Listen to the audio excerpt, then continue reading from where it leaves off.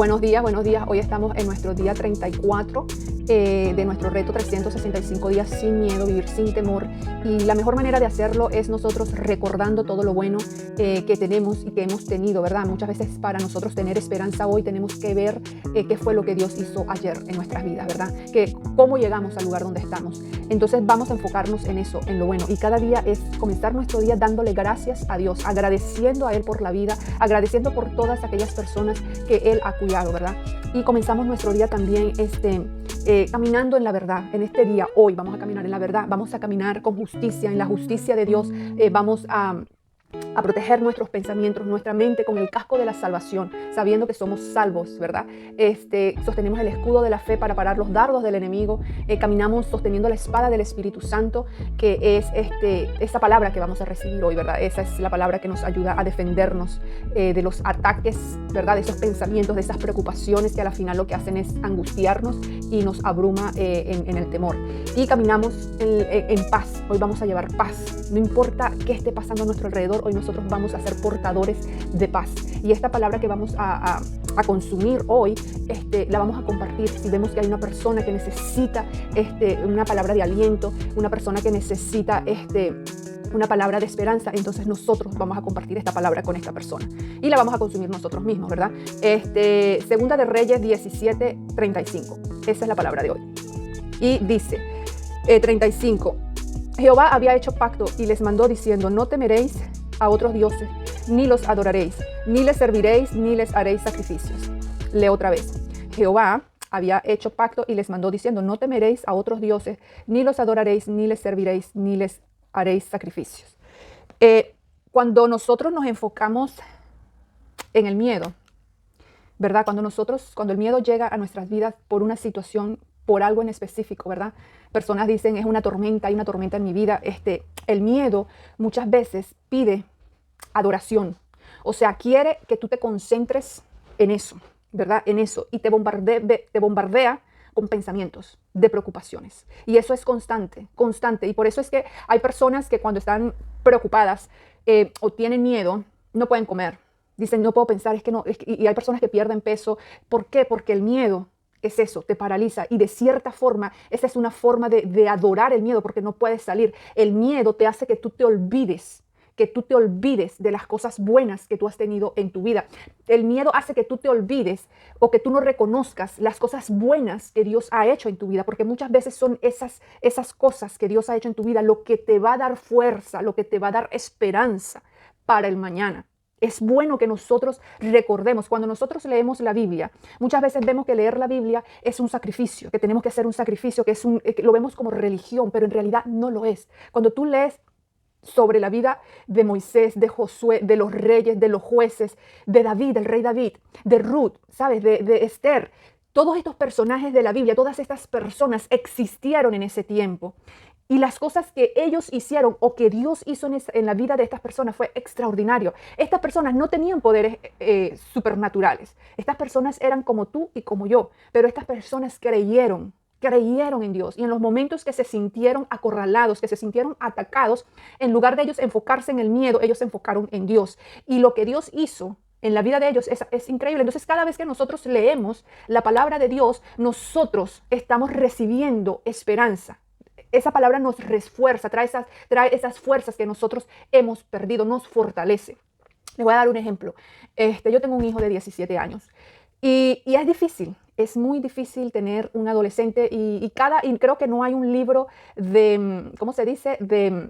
Para uno seguir con instrucciones, y que si tú sigues todas esas instrucciones, tu hijo va a salir así o tu hija va a ser perfecto. No existe. Cada ser humano es diferente y reacciona diferente a diferentes tipos de situaciones. Entonces, he tenido esos retos familiares donde yo veo lo que está pasando con otros muchachos de la misma edad de él, y eso te puede asustar, eso te puede abrumar, porque tú dices: mi hijo está ahí.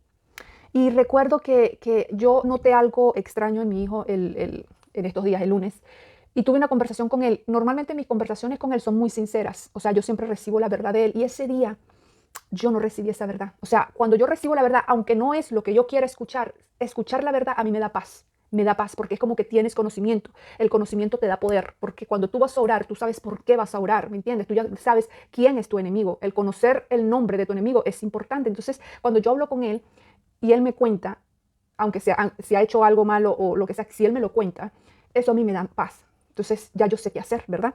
Ese día yo no sentí que él me había dado, como que me había dado toda la información y yo me quedé preocupada. Yo digo, esto no está bien. Y estaba un poco molesta porque yo le decía a él, no me estás diciendo completamente todo. Entonces yo estaba como un poco molesta y me fui a dormir justo para irme a dormir. Cuando yo estoy en mi cama para dormir, mi corazón estaba abrumado porque el vivir sin miedo no quiere decir que no vamos a tener miedo, no quiere decir que no nos vamos a encontrar en situaciones donde vamos a tener miedo. Ahora, lo que nosotros tenemos que hacer es reconocer ese dardo, ¿verdad? Y agarrarlo. Cuando yo les digo de sostener la espada del Espíritu Santo, que es la palabra de Dios, miren lo que pasó. Yo me voy a acostar abrumada, porque yo digo, no me ha dicho la verdad, hay algo, hay algo, hay algo. Y yo comienzo a orar, oro en mi cabeza, en mis pensamientos porque ya estaba cansada, ya era la hora de dormir. Entonces yo en mis pensamientos comencé a orar a Dios y le digo, Señor, tú conoces a tu hijo, tú sabes lo que está pasando, yo no lo sé, pero te pido que tú lo protejas, que tú lo cuides. En ese momento yo tenía miedo y yo digo, protege a tu hijo, protege a tu hijo, protégelo. Y en ese momento la palabra o la historia de la Biblia que me vino a la cabeza fue la historia de Daniel. Ustedes conocen a Daniel, el profeta Daniel. Este profeta fue encerrado, cuando ya era anciano, fue encerrado con leones, en una cárcel con leones. Y Dios mandó un ángel y estos leones no le hicieron nada a Daniel. Y al otro día cuando el rey mandó a buscar a Daniel, se dieron cuenta que Daniel estaba vivo. En ese momento que yo estaba orando, a mí lo que me vino fue esa historia de Daniel. Y yo le digo, Señor, yo no sé cuáles son los leones que están ahí dándole vuelta a mi hijo. Yo no sé cuáles son esos leones, pero te pido que tú lo protejas, así como tú protegiste a Daniel. Y al otro día, eso fue lunes, el martes, inmediatamente, al otro día, mi hijo a mí no me llama por teléfono por lo general. Al otro día en la mañana mi hijo recibe una llamada de él estaba yendo a su colegio y recibe una llamada donde él me explica, me da como que eso que yo sospechaba, él me lo confirma. Y para mí eso, como yo les digo, eso para mí fue como que me trajo paz, me trajo calma, porque yo ya sabía qué era lo que estaba pasando. Ayer, miércoles, mi hijo le pide a mi esposo que lo lleve al gimnasio. Y normalmente cuando él está así abrumado, cuando está de esta manera, él a veces lo que hace es hablar con el papá y se van a dar vueltas en el carro. Y hoy mi esposo me dice, ¿sabes qué? Ayer estuvimos hablando y hablamos de esto y hablamos, o sea, mi hijo se abrió a hablar. Eso solamente viene cuando nosotros confiamos, cuando nosotros recordamos qué ha hecho Dios en nuestras vidas. Y cuando tú no tienes un testimonio propio, tú te vas a la Biblia y tú dices, lo mismo que hiciste con Daniel, tú lo mantuviste salvo con esos leones, así mismo vas a mantener a mi hijo salvo. Eso fue lo que yo dije. Y así, mira, milagrosamente al próximo día mi hijo ya comenzó, botó toda la sopa, como quien dice. Ayer también botó, y mi hijo ya el semblante es totalmente diferente. Pero el miedo lo que quiere es eso, el miedo lo que quiere es paralizarte, el miedo lo que quiere es que tú pierdas la memoria, que tú te olvides, que solamente te concentres en lo que él quiere que tú veas. Y entonces de esa manera comenzamos a adorar al miedo sin saberlo, sin darnos cuenta. Cuando te das cuenta no puedes comer, es que no puedo comer porque siempre estoy pensando en la preocupación, es que no puedo dormir porque es que me despierto y siempre estoy pensando en la preocupación. Eso lo hace el miedo. Pero cuando tú ves, o sea, cuando tú veas que el miedo te quiere atacar, aférrate a Dios y acuérdate de las cosas buenas que Él ha hecho en tu vida, ¿ok? Que el Señor me los bendiga. Esta historia es buenísima. 10 minutos es muy poco para hacer un video completo, pero les doy esta palabra, que el Señor me los bendiga. Rechacen ese miedo. Cada día lo que tenemos que hacer es rechazar el miedo en el nombre de Jesucristo. Tú dices, yo no tengo nada que ver contigo, miedo, lárgate fuera de mi vida, fuera de mi cabeza y aférrate a Dios. Busca a Dios, acuérdate de las palabras, de las historias de la Biblia. Esos son testimonios que lo que Dios hizo en ese entonces lo va a hacer hoy en tu vida, contigo, con tu familia.